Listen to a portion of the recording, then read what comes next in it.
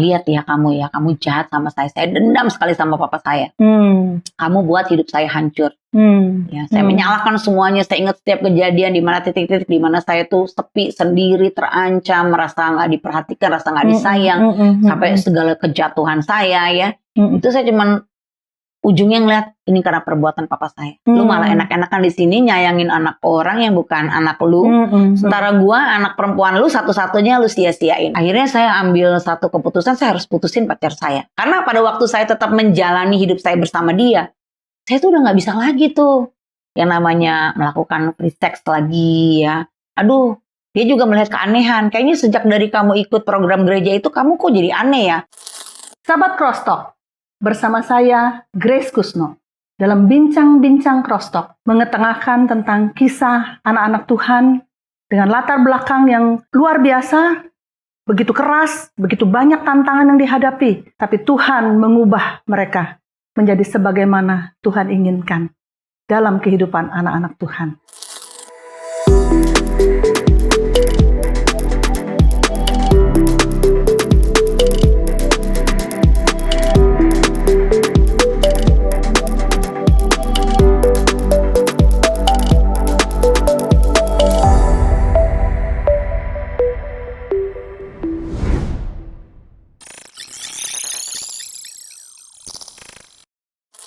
Pada saat ini saya ditemani oleh narasumber kita yang bernama Sandy Sujak.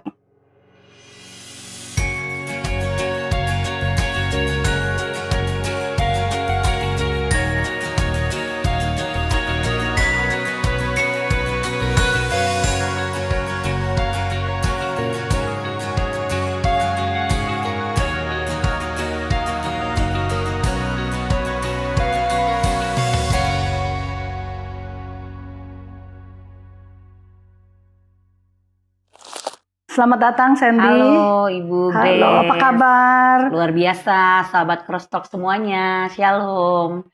Thank you so much sudah mau bersedia datang ya Sandy. Iya. Sebenarnya ini Pastor Sandy ya.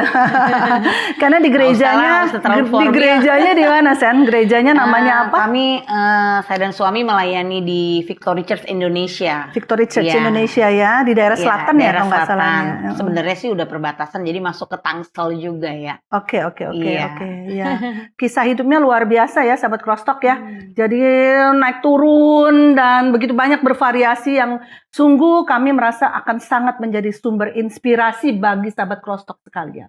Nah Sandy, mungkin kita ngobrol-ngobrol santai. Boleh, nah, kisah dari kecil itu menurut saya adalah sebuah kisah yang tidak semua orang mengalami. Tantangannya begitu berat ya. Iya. Nah justru tantangan yang berat itu biasanya ada maksud Tuhan di balik itu semua. Bisa ceritakan kurang lebih dari keluarga, apa latar belakangnya, dari masa kecilnya mungkin Sandy, silakan. Jadi saya lahir sebagai anak pertama. Oke. Jadi ya. Dari berapa saudara?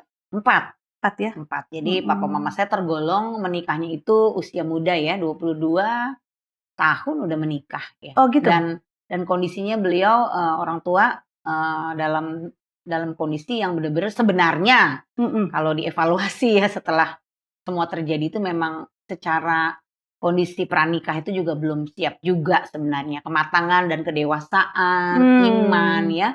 Apalagi kan mama saya kan dari latar belakang seberang, terus kenal Tuhan gitu ya. Papa saya dalam dunia tanda kutip gereja pelayanan tuh bahkan udah sampai jadi ketua majelis, berkhotbah gitu ya. Jadi tidak seimbang ya, kalau bahasa kita membangun hubungan kan harus seiman, bukan hanya seiman kan, sepadan dan sevisi ya. Jadi papa waktu itu umur 22 sudah jadi majelis gereja? Udah pelayanan terlibat aktif ya? Ya di dalam pelayanan dari guru sekolah minggu, remaja seperti dari itu. Keluarga Kristen juga mungkin dari orang tua yang hamba Tuhan atau tidak? Tidak. Oh tidak. Tapi papa memang jiwanya tuh sungguh-sungguh lah dalam Tuhan. Sebenarnya awalnya ada kesungguhan itulah dalam Tuhan. Lalu mengenal mama yang belum di dalam Tuhan. Betul. Lalu gimana stepnya? Mereka akhirnya mama ikut papa gitu? Ya, mama mengikut papa. Tapi tentunya bukan karena faktor menikah karena apa ya. Tapi memang mama mengalami sendiri kasih Tuhan dalam hidupnya. Sehingga mama ngikut Tuhan, Oh, gitu.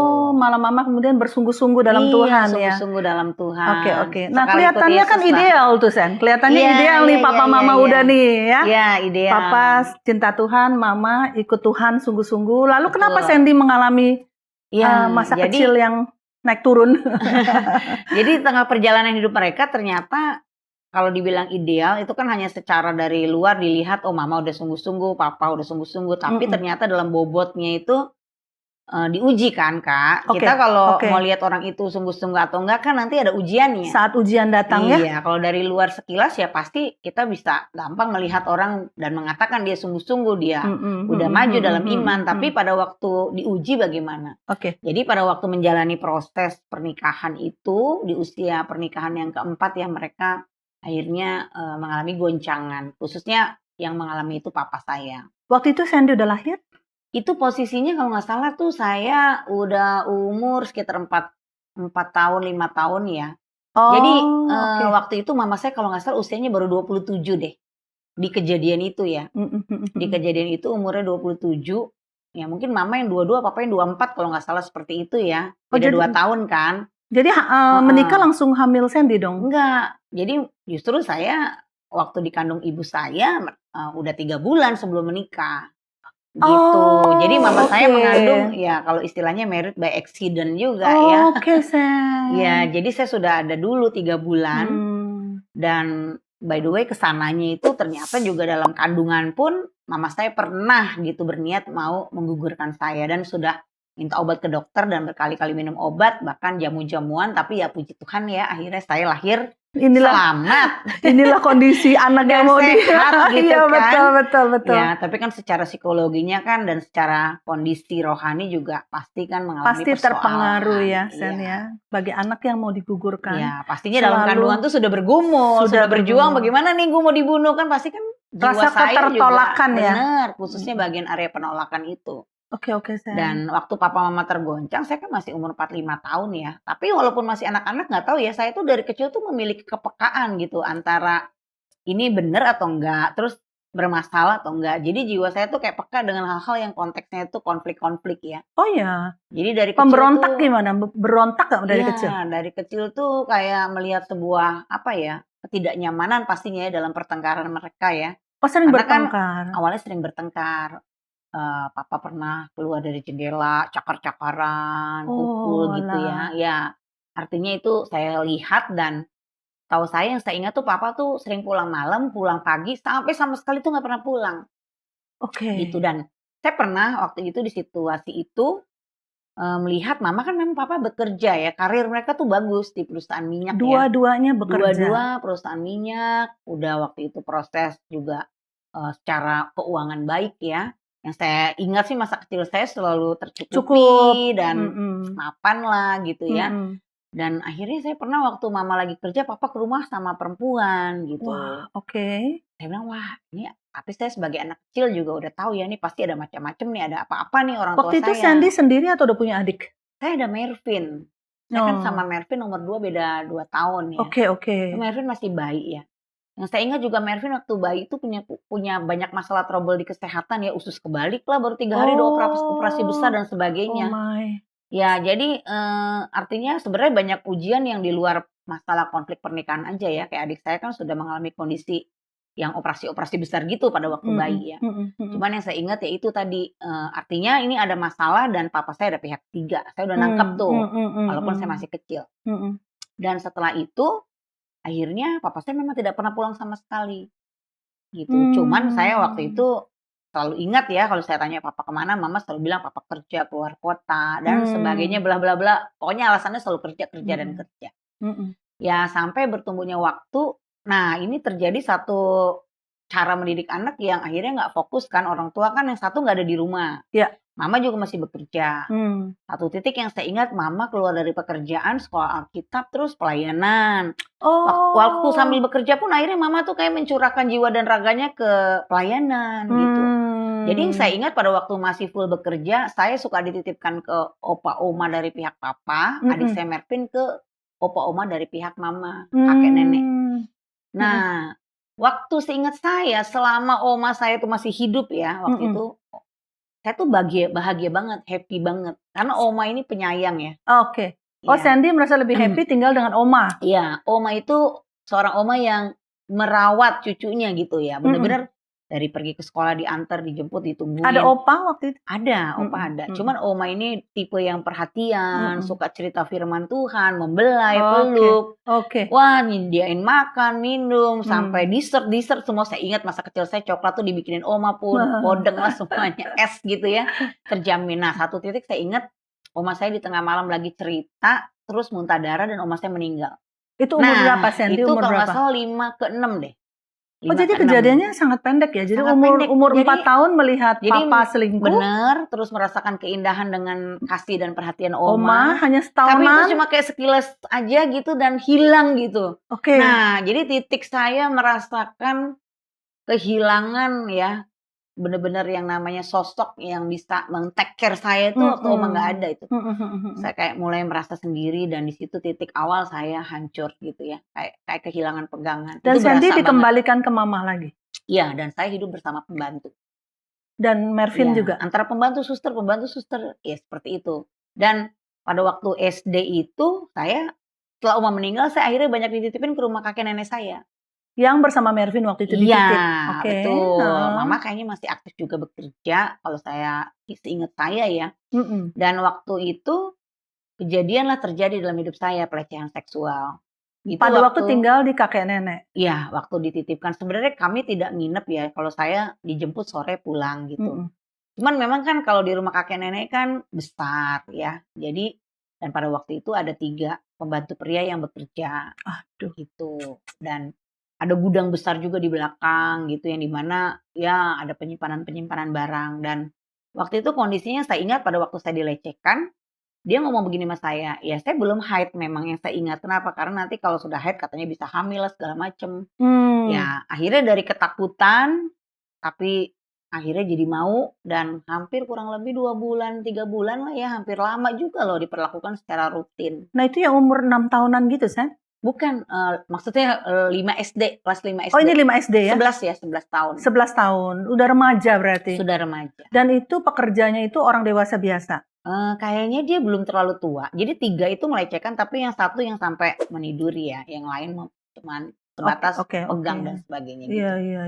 Iya. Jadi kalau berarti pedofilia termasuk ke kategorinya? Ada yang kategorinya memang dia sudah berumur ya, tapi ada yang 1 memang masih levelnya ya anak-anak muda gitu ya. Oke, baik. Gitu. Oke, waduh. Terus gimana, San? Nah akhirnya, ya itulah saya tuh sejak kejadian itu di dalam diri tuh ada perasaan jijik ya, membenci diri ya dan menolak diri. Ya kayak istilah kalau lagu dunia kan layu sebelum berkembang. Saya udah kehilangan sesuatu yang sebenarnya memang yang harusnya saya jaga kan. Dan pada waktu itu, oh ya udah ini nasib gue karena juga gue nggak ada yang jaga, nggak ada yang ngurus. Ya gue harus take care semuanya sendiri sampai ya akhirnya saya ngalamin seperti itu. Dan yang saya ingat dari sejak kejadian itu saya tuh mulai punya, oh ya saya ingat di kelas 3 SD ya. Orang yang saya hormatin lah, saya nggak usah sebut siapa ya. Itu pernah ngomong begini sama saya. Kamu tuh, masa depan kamu tuh udah hancur loh, dia bilang begitu. Kenapa? Karena kamu tuh udah dari keluarga aib gitu.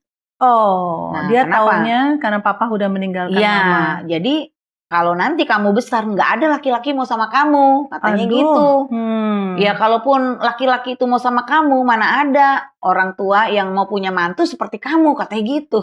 Itu sering banget tuh diomongin gitu ya. Oh, ya udah saya punya kesimpulan hidup waktu kelas dari 3 SD kalau nggak salah tuh ya, saya udah punya pikiran keluarga saya hancur sama dengan hidup saya hancur. Ya, itu udah masuk nilai-nilai itu sudah meresap. Jadi waktu saya mempercayai itu bener loh. Kayaknya semua yang hancur tuh kayak memeluk saya tuh bener satu persatu datang. Entah kesialan lah, nanti yang kayak tadi pelecehan lah, lalu yang saya kenal cowok lah pada waktu saya kelas 6 SD, ujung-ujungnya juga cuman untuk pemuasan hal-hal juga. Iya, pemuasan hawa nafsu. Dan jatuh terus itu puluhan kali, saya udah nggak hitung ya dari startnya itu di 6 SD. Jadi ya saya juga kayak dengan secara otomatis gitu menyerahkan diri saya untuk melakukan semua yang bersifat kehancuran. Dan gitu. pada waktu itu Mama nggak tahu semua yang Sandy lakukan? Mama orangnya itu asik sendiri ya tipenya ya. Dan mama itu kan tipe anak yang tunggal tuh 10 tahun ya. Jadi nggak pernah berbagi hidup dengan dia saudara-saudara. dibesarkan juga dengan kondisi mapan, walaupun orang tuanya mendidik dengan keras juga karena kan mantan TNI juga ya. Jadi disiplin, mandiri.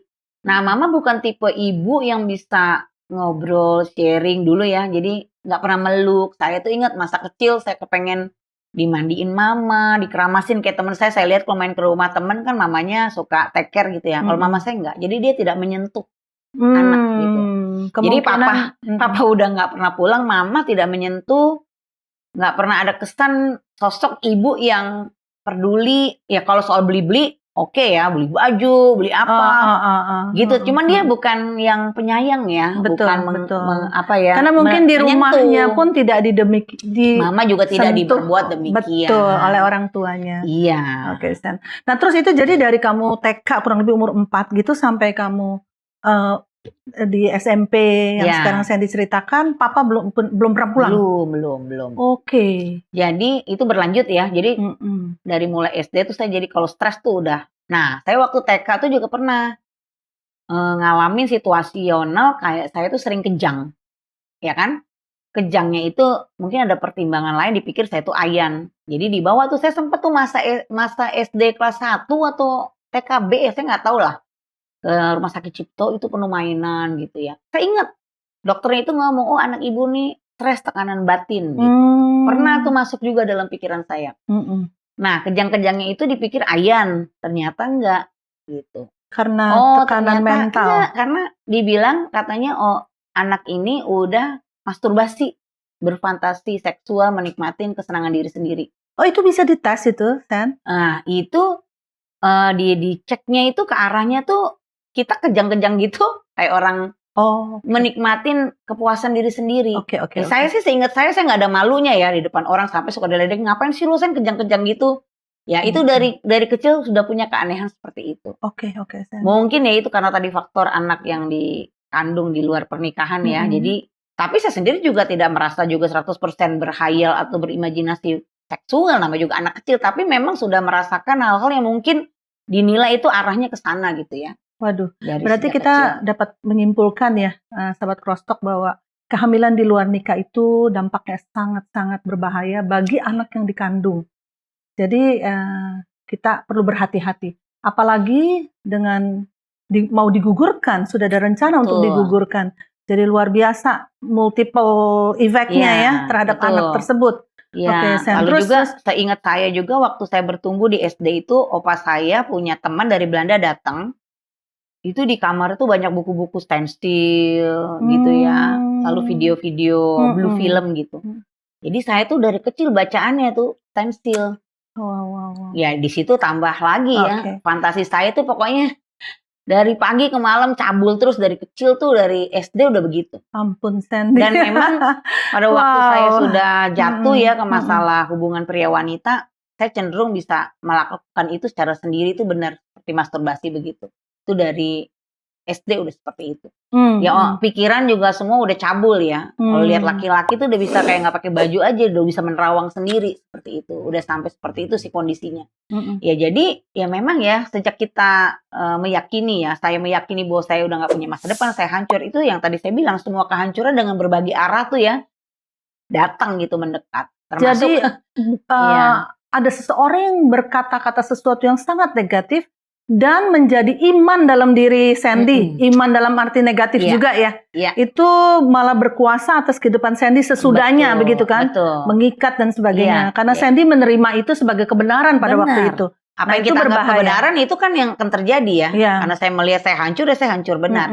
Selain dari masa lalunya yang memang sudah seperti itu. Oke, terus selain daripada itu, tunggu, selama itu papa nggak pernah telepon, nggak pernah nanya keadaan? Hubungan keadaan dari telepon, kadang nganter supir datang, nganter ya oleh-oleh lah atau makanan atau apa tetap. Cuman untuk pertemuan tidak ya. Oke. Itu sampai umur berapa hal tersebut? Sandy sempat hamil di luar nikah, maksudnya dalam hubungan bebas itu saya saya dengar sih Iya, dari IG-nya Sandy. Iya, Ya, jadi pernah hamil itu juga ya itu dan berproses ya. Jadi selama SD kan jatuh tuh, lari ke rokok, obat, oke, minuman, oke. clubbing, free sex Dari yang SD, gonta-ganti dari lulus SD lulus SD. sampai SMP full, saya jatuh bangun, SMA, Oh, disitulah oke. banyak ketemu yang laki-laki aneh lah ya di dunia malam dan sebagainya gitu.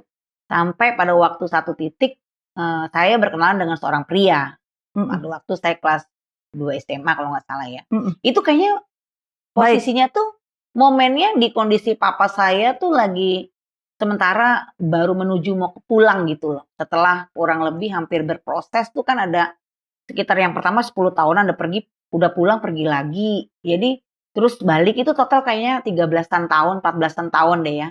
Mm-mm. Karena saya ingat tuh waktu itu tahun 89 saya masih kelas 2 SMA deh kalau nggak salah ya. Mm-mm. Itu kondisinya papa bermasalah keuangan. Di kondisi papa bermasalah keuangan itu, saya kenal seorang pria 13 tahun lebih tua dan Mm-mm. kami berpacaran. Mm-mm. Nah setelah berpacaran baru dia bilang dia sudah punya istri. Nah ini kejadian di mana nyambung lagi Kak Grace ya, di mana saya dulu kan pada waktu saya akhirnya tahu papa saya akhirnya punya perempuan lain tuh bukan karena mama saya ngomong, karena saya besar. Jadi saya tahu sendiri. Dan satu hari pada waktu saya SMP, itu saya kurang lebih kelas 2 atau kelas 3, papa tuh pernah jemput ke sekolah bawa saya ke rumah dia yang sama perempuan itu. Disitulah baru terbongkar saya tahu perempuan itu seorang janda dan punya 2 anak wanita. Ya, di mana papa saya, dia manggil papa saya juga papa. Saya tuh tahu ya, saya pernah dulu ingat papa kan pernah pergi dengan perempuan. Tapi kan mama saya selalu bilang papa keluar kota. Jadi antara masih berharap papa tidak melakukan itu, terus saya melihat realitanya ternyata papa saya memang sudah tinggal dengan perempuan lain dan punya 2 orang anak. Tunggu, Saya tuh kayak 2 kaget orang gitu. anak itu anaknya papa atau anak dari janda itu? 2 orang anak dari janda itu. Oke.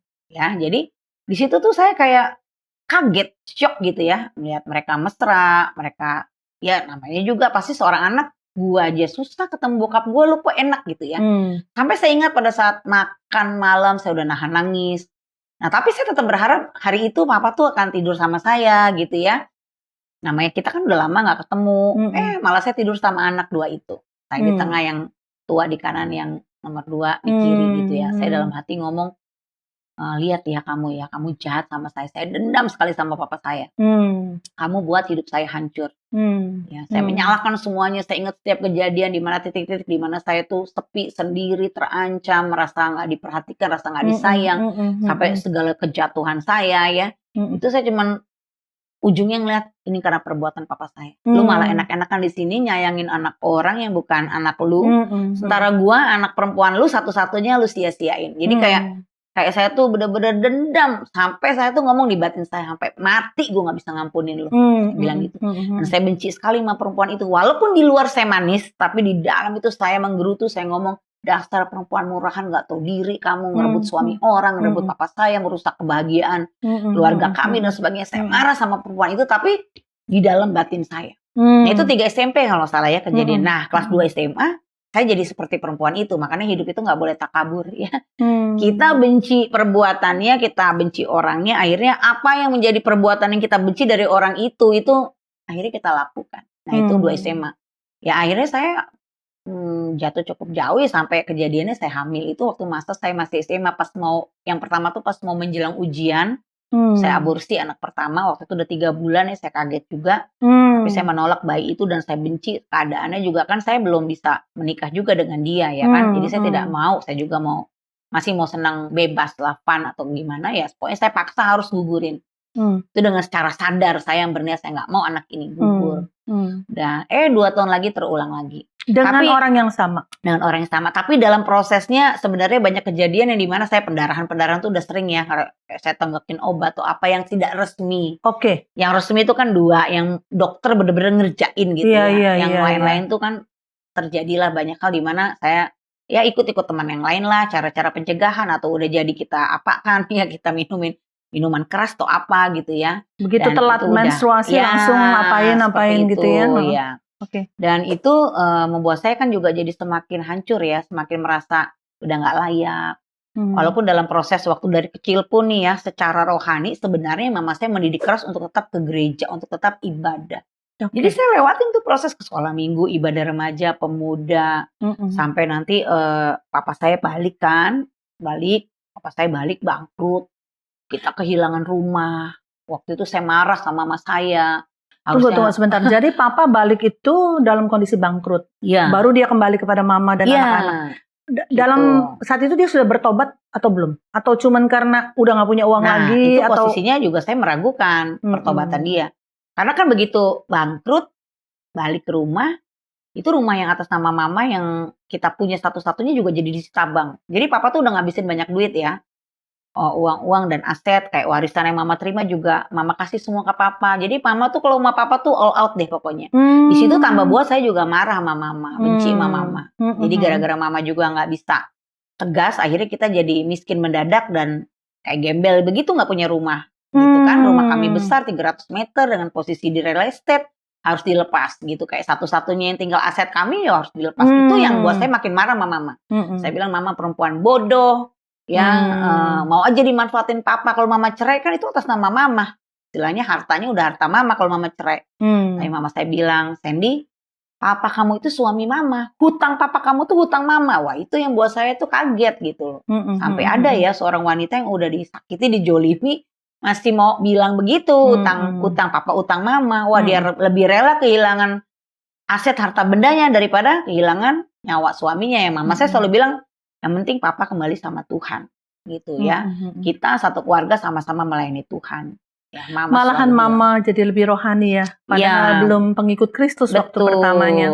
Iya, tapi dia memang dedikasi dan integritas cara dia melakukan ya kehidupannya ke Tuhan itu memang saya angkat topi sih, memang salut ya, respect saya gitu. Satu kali kami akan ajak mama juga ya Sandy untuk dalam acara bincang-bincang. Cuma udah banyak lupa dia Kak, bukan faktor umur aja, kata dia gini. Kayak Tuhan tuh membuat mama tuh lupa gitu setiap kejadian yang pahit-pahitnya. Jadi tuh mama nggak ada ingat yang pahit gitu. Jadi gitu ya, iya ya bener ya mama pernah. Jadi mesti dipancing baru inget. Dia kayak udah blank. Kayak udah, jadi kalau dia story di IG tuh kita yang nanya. Karena kita anak-anaknya inget semuanya, mama bisa akhirnya mengingat lagi. Oke. Gitu. Kalau gitu nanti kita diskusi lagi, Sen. Baik. Iya. Nah kemudian bagaimana titik balik Sandy akhirnya setelah kecewa sama papa, terus kecewa sama mama pula, terus menggugurkan kandungan 2 kali, hubungan dengan laki-laki tersebut gimana? Iya. Putus akhirnya sama. Nah, satu titik kan saya ikut tahun 95 kalau nggak salah saya ikut retret. Oke. Ya, retret itu waktu itu saya ingat di titik frustasi saya ikut retret dengan terpaksa. Saya juga masih bawa rokok, masih bawa ganja, masih bawa obat. Ke retret tuh pokoknya masih semerawut lah. Udah akhirnya saya ikut retret cuman karena lagi marahan sama pacar saya, udah saya ikut. Ternyata di retret itu retret yang berbeda ya. Kan saya suka dulu juga diajak ikut retret, tapi ya biasa gitu ya. Bahkan pulang retret dari sebungkus rokok, 2 bungkus rokok, 3 bungkus rokok, 4 bungkus rokok. Jadi tambah kumat gitu ya. Orang Kristen tomat ya. Kadang tobat, kadang kumat. Bahkan pas kumat itu lebih parah. Dan retret itu memang didorong mama terus ya tiap kali ya. Anak-anak kan harus ikut ya. Tapi kalau yang ini, saya juga terpaksa, pengen tahu aja. Di posisi retret yang pertama ini kan situasinya papa saya udah ada. Dulu retret papa belum pulang. Ini papa udah pulang nih. Nah, pada waktu papa pulang itu Sandy masih belum bisa terima dia ya? Belum. Jadi hubungan masih jauh ya? Perlu waktu 6 tahun. Jadi waktu papa saya pulang, papa saya sekolah Alkitab di kota Batu Malang pun, saya masih suruh adik saya menyelidiki apa benar ini papa bertobat atau cuma alasan. Sampai benar adik saya menyelidiki. Wah benar, ternyata papa saya tinggal di sebuah kamar yang dekat kandang babi gitu. Wah, toiletnya juga kotor ya, nggak bersih lah. Kita kan standar hidupnya kan dulu kan selalu wah gitu ya. Terus papa mau tinggal di kamar yang seperti itu, kerja nyuci baju sendiri dari seorang istilahnya Roni Sujak yang naik Mercy, jam Rolex, karir bagus. Kayaknya standarnya downgrade banget. Terus dia bisa nerima. Terus kita adik saya ngeliat dari jauh tuh langsung telepon. Waktu itu kan masih zaman wartel ya. Dicari wartel, dia telepon, bener Sen, papa bener-bener bertobat tuh. Nyuci baju gini-gini. Nah masa sih, coba lu tinggal di situ berapa hari, jangan-jangan cuman drama atau kesannya cuman munafik doang gitu kan, cuman sementara. Ternyata kesimpulannya benar. Nah jadi waktu saya udah pulang, papa udah balik di sekolah Alkitab, kan saya suka ibadah, memperhatikan kan. Jadi dulu merintis jemaat itu yang pertama saya sama adik saya, Mervin. Tunggu, yang merintis jemaat bukan mama? Iya, tapi papa kan udah balik tuh. Oke. Jadi mama yang khotbah, papa yang main musik gitu kan. Reki Hezki dulu kalau nggak salah masih sangat kecil gitu loh. Nah, akhirnya saya di situ ngeliat, bener loh, papa ternyata antara yang dikhotbahkan dengan hidupnya hari-hari itu cocok sama. Ya. Lama-lama saya 6 tahun kan, nggak sebentar 6 tahun. juga. Wah bener nih papa saya udah berubah gitu, memperlakukan mama beda, naik turun bis mau, itu ngangkut-ngangkut bangku kalau namanya merintis jemaat kan masih dia semua yang ngerjain. Kita balik Gitu. sedikit ke yang tadi retreat. Itu Iya. itu titik baliknya Sandy kan? Iya, betul. Waktu itu papa udah balik ke rumah Udah. tapi belum sekolah Alkitab. Ya, kalau saya kurang tahu persis ya. Lupa Pokoknya ya? intinya papa udah balik, saya ikut retreat Nah, itu gimana? bersama adik-adik saya. Iya, gimana Di tahun kisahnya? 95. Saya dijamah Tuhan lewat sesi hati Bapa. Waduh, itu bener-bener ya, saya duduk paling belakang, tangan saya begini, arogan gitu ya. Dan saya kalau retret kan Kak nggak bisa full ikut, bolak-balik keluar ngerokok. Saya bukan tipe orang, saya dulu selalu ngerokok. Makanya, jadi itu gelisah, tapi hari itu kok saya bisa tenang, diam gitu. Saya tetap, wah kalau pendeta tuh dulu biasanya kalau udah khotbah ngomongin kasih, dalam hati saya tuh nyolot gitu ya. Kasih lo. Apa ngomong doang lo kasih. Saya sama pendeta manapun saya tuh selalu bersifat menentang gitu loh. Kalau dengar khotbah tuh menentang gitu. Tapi hari itu kok ini khotbah persis banget kejadiannya nih. Gue butuh kasih, gue mencari kasih dari manusia, dari laki-laki gitu ya. Sampai saya hancur dan semuanya empty gitu. Hanya kasih Bapa di surga ya yang bener-bener murni gitu ya, tanpa syarat gitu. Yang saya ingin kasih Bapa tuh tanpa. Saya hancur tuh Kak, tapi saya kan jaim orangnya. Waduh, jangan sampai gue nangis nih. Saya udah tahan walaupun kayak apa, walaupun hati saya udah hancur tuh saya tahan. Saya ingat waktu itu yang khotbah Pak Edi Leo. Wah di situ tuh dia tantang siapa di sini mau ngalamin kasih Bapak, maju ke depan. Ternyata saya tuh nggak tahu gimana Kak, saya tuh bisa jadi orang nomor 1 yang lari ke depan. Dan saya ingat waktu saya didoakan tuh saya jatuh gitu ya, rebah gitu ya, sampai saya tuh nangisnya luar biasa. Ya udah sejak itu kayaknya secara berurutan saya nggak tahu gimana kejadiannya, di retret saya dijamah.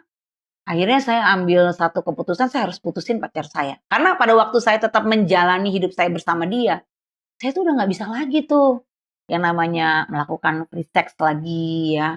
Aduh, dia juga melihat keanehan. Kayaknya sejak dari kamu ikut program gereja itu, kamu kok jadi aneh ya. Saya udah coba tuh pergi ke luar negeri sama dia, jalanin.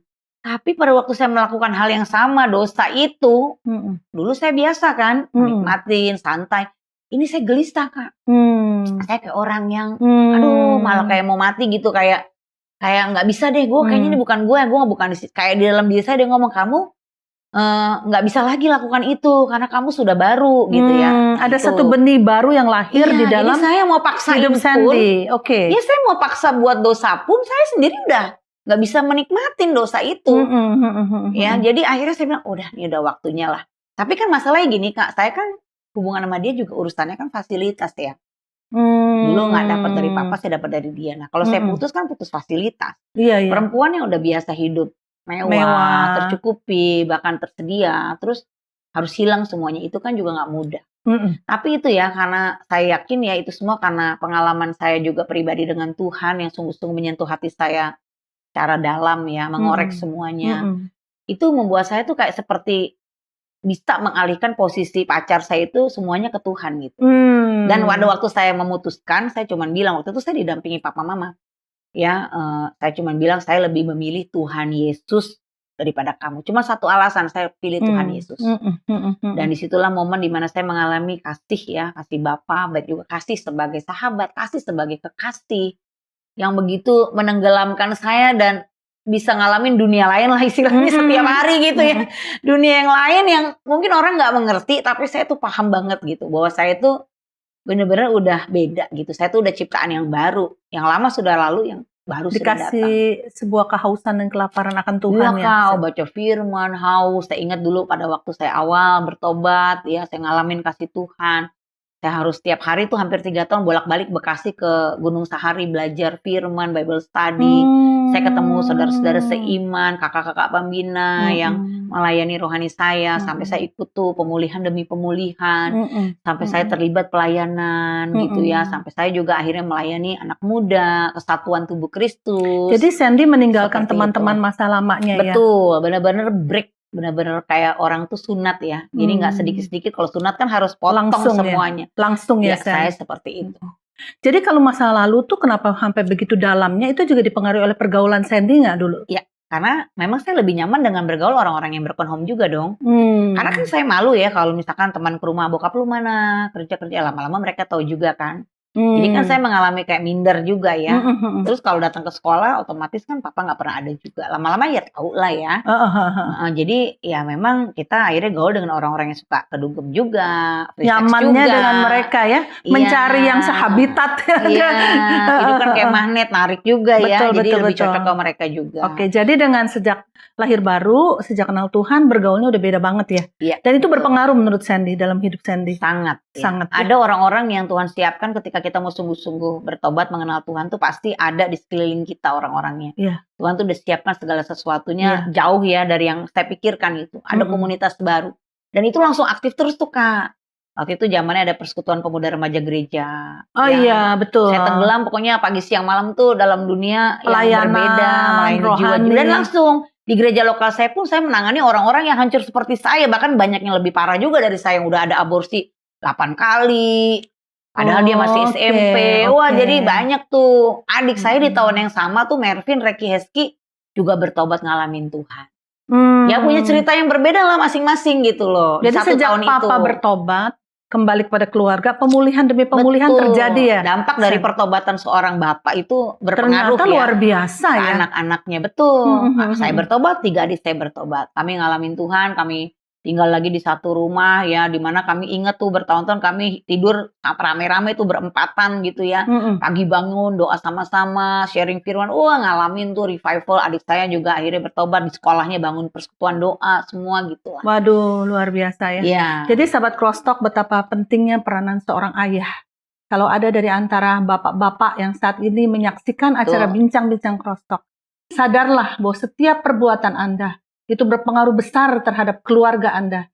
Jangan Anda berpikir bahwa Anda bisa bertindak seenaknya, karena Anda pikir itu hanya hidupmu, tapi ternyata hidupmu berpengaruh luar biasa kepada istri, anak, keluarga Anda. Begitu ya, San, kurang lebih ya. Jadi saya juga itu ya terpesona ya betapa seorang Roni Sujak bertobat, satu persatu Tuhan pulihkan semuanya. Dan dampak dari kesetiaan seorang ibu ya. Nah, karena itu sesi tanpa kesetiaan mama itu nggak akan terjadi, papa bertobat juga kan. Itu poin kedua ya. Iya betul. Karena poin pertama malah. Mama yang poin pertama. Yang berdoa tak henti-hentinya. Memberi keteladanan. Walaupun dia bukan seorang ibu yang ideal ya. Artinya dia mendidik anak dengan baik. Beda cara aja. Cuman keimanan dia itu, wah luar biasa. Kami anak-anak berempat respect dengan apa yang mama saya berikan kepada Tuhan, itu memang tidak sia-sia gitu. Yang mama saya perkatakan itu juga benar Kak. Jadi waktu dalam kehancuran mama saya selalu ngomong, papa pasti pulang. Kita akan sama-sama sekeluarga, mama bilang gitu, melayani Tuhan. Bagaikan pucuk perindukan bulan, gak mungkin papa pulang. Saya udah tahu kok papa tuh kayak gimana keadaannya. Saya malah melemahkan iman mama saya. Enggak, mama saya bilang, mama percaya papa pasti pulang. Kita sama-sama melayani Tuhan. Sandy Mervin Reki Heski jadi hamba Tuhan, jadi pendeta. Amit-amit jemput bayi gue jadi pendeta. Gue ngomong gitu ya. Jangan doa seorang mama, Sen. Saya langsung dalam hati, najis deh gue jadi pendeta. Saya sampai begitu loh, ekstrim. Gak mungkin gitu kan. Tapi ya benar, itu doa seorang ibu itu doa orang benar ya. Bila dengan yakin didoakan sangat besar kuasanya. Betul. Benar, papa pulang, kita satu-satu bertobat. Ya sekarang 4 anak semua jadi pendeta. Betul. Mengembalakan. Yang diucapkan mama itu terjadi semua. Jadi mulut itu memang saya belajar dari mama saya dalam kehancurannya ya. Dia tegar, dia wanita yang benar-benar ya membela pernikahannya bersama Tuhan. Dia cuma ingin jiwa papa saya selamat, jiwa anak-anaknya selamat. Kesetiaannya kepada seorang suami juga luar biasa. Kan waktu itu dia masih muda. Masih muda, masih ada yang mau jandanya ibaratnya. Karir masih bagus. Dan yang naksir mungkin banyak. Di keyakinannya boleh kan bercerai terus nikah lagi kan gak ada masalah. Tapi mama saya memegang teguh sumpah pernikahan. Tidak ada yang dapat menceraikan kecuali maut.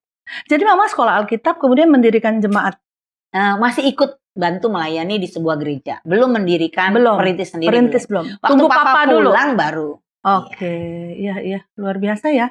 Seorang ibu, jadi pertama peranan seorang ibu yang pokoknya firman Tuhan gitu ya. Betul, B ya B, diikuti dengan lurus gitu ya. Betul. Dan akhirnya berbuah sang suami kembali kepada Betul. keluarga dan pemulihan terjadi. Iya. Itu hal yang luar biasa, Sandy ya. Iya, Lalu puji kemudian Tuhan. bagaimana pemulihan kehidupan Sandy selanjutnya nih? Kan ini Iya. udah mulai nih, aktif melayani Iya. gitu ya. Nah, Betul. Sandy melihat apa? Secara karakter pasti masih berproses ya, karena Iya, kan pasti. kita terima Yesus ya dari dosa kita berbalik, tapi juga Iya. ada kelemahan-kelemahan yang masih mengikuti proses lah. Tuhan nggak, Betul. saya yakin Tuhan tidak bilang kamu udah terima Yesus langsung jadi malaikat gitu. Iya. Ya, nah gimana proses ke depannya, terutama sampai bisa bertemu dengan pasangan. Iya. Ya, sampai situ kita bicaranya ya, Sen? Oke. Iya. Jadi proses saya bertobat itu kalau orang bilang ya, dan kakak-kakak pembina saya yang mengamati selalu bilang saya itu termasuk orang yang radikal. Artinya radikal tuh saya tuh memang dibandingin kalau adik saya kan ada masa-masa mereka tuh nanti up and down ya. Kalau saya tuh konsisten memang. Beruntungnya karena kan saya masuk program spiritual journey ya di sebuah gereja itu ya. Jadi saya langsung dibina tuh bersyukurnya. Jadi namanya terus saya kan berkecimpung dalam hubungan dengan komunitas baru, berproses. Di jemaat juga saya berproses. Namanya juga jemaat dari tahu hidup masa lalu saya. Terus saya pelayanan kan juga nggak mudah menerimanya. Betul. Dicap sesat lah sempat waktu terjadi lawatan Tuhan. Bahaya tuh kalau saya di pelayanan segala macam. Sempat juga merasa tertolak. Sempat juga saya hampir mau meninggalkan dunia pelayanan. Balik lagi ke komunitas lama. Sempat ada pikiran gitu dan sempat udah naik taksi tuh mau pergi. Tapi ya puji Tuhan ya. Suara anak-anak yang saya layani, Kak Sandy itu kayak balik gitu ya. Kayak saya akhirnya memilih, ya udah saya tuh melayani kan untuk Tuhan, bukan untuk manusia. Jadi ya itu yang menguatkan saya, pandang Yesus sepenuhnya. Ya walaupun karakter itu ya pasti diproses, dibentuk sedemikian rupa. Ya tapi karena tetap ada dalam konteksnya, jalurnya itu spiritual journey yang menuntun saya tuh terus gitu ya dalam ada pergerakan Tuhan. Ada kakak-kakak pembina yang dengan setia merawat ya. Bahkan saya dulu kalau di gereja kan dibuka kelas gitu ya, sampai orang tuh diajak-ajak ayo ikut ya. Kalau saya enggak, saya dari Bekasi saya pergi ke Gunung Sahari itu untuk belajar. Malah saya datang ke kakak pembinanya, Kak tolong bina saya dong. Saya begitu Kak. Jadi saya haus sekali akan Tuhan, saya menyerap terus firman Tuhan pagi siang malam, renungin firman, doa, puasa saya ikut 10 hari. Nah di doa puasa itu di tahun yang sama, di tahun 95 itulah saya ketemu Doni. Tapi waktu itu konteksnya secara pribadi saya dapat peneguhan.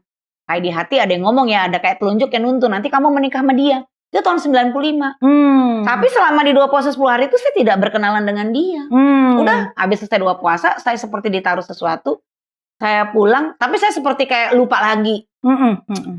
Soal Doni gitu ya. Udah kayak cuma ditaruh nikah sama dia. Tapi saya juga gak kenalan ya. Saya pikir, apaan sih ini? Udah saya jalani tetap masa-masa di mana saya berproses. Tahun depan ikut doa puasa lagi, gitu. Nah disitulah saya kenalan Doni Sandy. Tapi ya udah, nggak ada obrolan, nggak ada apa. Selesai doa puasa pulang, ya akhirnya ya udah kita jalanin hidup lagi. Tahun depannya tuh baru terjadilah satu di mana saya bisa sama-sama ketemu Doni dalam sebuah pelayanan membangun gereja-gereja lokal Satu Tubuh Kristus ya dalam kegerakan PPRG bersama Pak Samiton Pangela, itu salah satu mentor saya juga yang menumbuhkan visi dalam hidup saya. Betul. Ya jadi ya Bapak rohani itu penting memang, figur ya yang menjadi motor pengarah ya. Dan banyak ada kakak-kakak pembina juga yang menopang saya gitu ya. Dan saya langsung lihat kehidupan di sebuah gereja di mana antara firman dan hari-hari itu cocok gitu. Biasanya kan kalau yang dari saya kecil saya lihat ya, kehidupan di gereja itu kan cuma 2 jamnya doang lo oke gitu. Setelah itu kan semrawut gitu ya. Kata-katanya tetap kotor, hidup ya pendeta-pendeta pun yang lulusan sekolah kita yang tinggal di rumah saya juga bercabul kok, tetap berzina di depan mata saya lihat kejatuhan mereka. Jadi saya tuh nggak ngelihat sebuah realita hidup yang contoh baik. Hidup. Tapi kalau waktu setelah saya bertobat, saya ketemu puji Tuhan ya, ketemu komunitas tuh yang antara omongan dan perilaku hariannya itu sama. Jadi saya tuh dibangun gitu. Dia benar-benar bertobat benar gitu, nggak palsu lah istilahnya. Dan juga dengan kondisi papa yang sudah benar-benar dalam Tuhan juga Tuhan, kan. Dan papa mama sudah rukun, yang menjadi figur role model lagi. Betul, gitu ya. Itu meneguhkan. Nah Sandy boleh dikatakan apa yang Sandy alami itu sebenarnya saat-saat ini banyak sekali orang mengalami yang mengatakan dirinya kena mental illness. Ya, mental health issues itu kan banyak banget di kalangan anak muda ya. Luar biasa, dan biasanya itu memang datang dari keluarga yang tidak harmonis, yang terpecah, yang broken home dan sebagainya. Kita belajar dari Sandy saat ini, sahabat Crosstalk, bahwa tidak ada yang mustahil bagi Tuhan untuk memulihkan hidup seseorang. Betul ya? Betul ya, San? Bahwa masa depan kita tidak ditentukan oleh masa lalu kita. Sekelam apapun masa lalu kita, Tuhan bisa menjadikan dan memberikan masa depan yang penuh dengan harapan. Dan saya percaya Tuhan izinkan buat Sandy ada maksudnya. Kan Sandy bilang, Sandy melayani orang-orang juga yang tertolak, yang broken home, yang aborsi 8 kali. Udah banyak lah yang udah. Jadi bisa mengerti. Pelacuran, apapun. Betul, dan itu adalah sebuah rencana Tuhan yang memang pada akhirnya Sandy harus hidupi demi untuk apa yang Sandy bisa bagikan kepada orang lain ya. Itu luar biasa Sandy. Jadi akhirnya Sandy mengalami pemulihan, kemudian Tuhan mulai buka kesempatan untuk hidup yang melayani dan membina keluarga di dalam sekali. Tuhan. Berlanjutlah tadi dari pelayanan bareng sampai akhirnya dia juga confirm kami masuk bimbingan pranikah. 2 tahun setelah itu ya, kurang lebih 1,5 tahun membangun hubungan serius ke persiapan pernikahan itu, dan kami menikah tahun 99. Jadi prosesnya 95 bertobat, berproses, bertumbuh. Saya tidak fokus mencari jodoh, ya saya fokus ke Tuhan, pemulihan di jiwa saya sadar saya butuh dipulihkan, saya harus mendekatkan diri sama Tuhan, saya harus nyemplung nih dalam semua yang disebut dunia rohani yang membangun iman saya, gitu kan. Sampai akhirnya ya di tahun 99 kami menikah dan sekarang punya 3 putri. Wow. Nggak nyangka deh pokoknya Kak Grace, gitu, semuanya itu amazing God gitu ya. Ya, so amazing. Amazing Grace. Dan pasti dari pernikahan tersebut ada banyak suka duka juga ya. Nanti kita akan lanjut ya. Betul. Untuk episode selanjutnya bersama dengan Doni ya. Oke, jadi kisah masa lalu sampai dengan mau menikah ini udah beres, udah nggak ada lagi yang mau diungkapkan? Ya, ada pesan aja sih. Pesan ya? Ya, ini yang saya mau sampaikan. Jadi mungkin ada pesan dari Kak Sandy untuk para pemirsa sahabat Crosstalk di tempat ini. Silakan Sen. Ya, jadi untuk semua yang menyaksikan ya Crosstalk ini, saya punya satu pesan, your past is not your future. Ya, masa lalu kita itu bukan masa depan kita. Sehancur apapun masa lalu kita, Tuhan sanggup memulihkan. Yang terpenting respon hati kita. Ya, kalau kita sungguh-sungguh mau bertobat, datang remuk hati sama Tuhan, Tuhan tuh sanggup mengubahkan kita. Ya, kita sudah dijadikan ciptaan yang baru, yang lama sudah berlalu dan yang baru sudah datang. Nikmati hari-hari kita bersama Tuhan. Berjalan bersama Tuhan menuju masa depan yang cerah. Ya, kita dipulihkan, kita bertumbuh, kita berbuah, dan semua tujuannya untuk memuliakan Tuhan, hidup kita berdampak bagi orang lain. Ya, seperti itu Kak. Betul Kak Sandy. Luar biasa ya sahabat Crosstalk. Kalau ada orang tua yang menonton saat ini juga boleh share kepada anak-anak mereka, mungkin ada punya anak remaja. Boleh share kehidupan Kak Sandy yang sebenarnya sangat kelam, tapi saat ini Tuhan bawa jadi hamba Tuhan yang luar biasa. Saya teringat firman Tuhan berkata dalam 1 Yohanes 1 ayat 8 dan 9. Ini konfirmasi dari apa yang Kak Sandy katakan. Jika kita berkata bahwa kita tidak berdosa, maka kita menipu diri kita sendiri. Dan kebenaran tidak ada di dalam kita. Jika kita mengaku dosa kita, maka Ia adalah setia dan adil.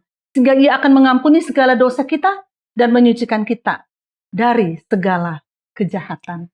Jadi, para sahabat Crosstalk, kalau kita merasa bahwa diri kita tidak layak, datang saja kepada Tuhan, akui dosa-dosa kita, maka Dia akan menyucikan kita dari segala kesalahan, dan kita bisa start again from the beginning, walaupun bukan berarti bahwa beginning itu adalah berubah 180 derajat, tapi proses Tuhan akan mulai, sebuah proses kelahiran baru sudah tiba, dan akan bertumbuh perlahan demi perlahan, dan itu ditentukan dari bagaimana sikap hidup kita, respons kita, apakah kita mau hidup lama seperti masa lalu teman-teman Sandy, atau dia memutuskan saya akan bangun dengan komunitas baru.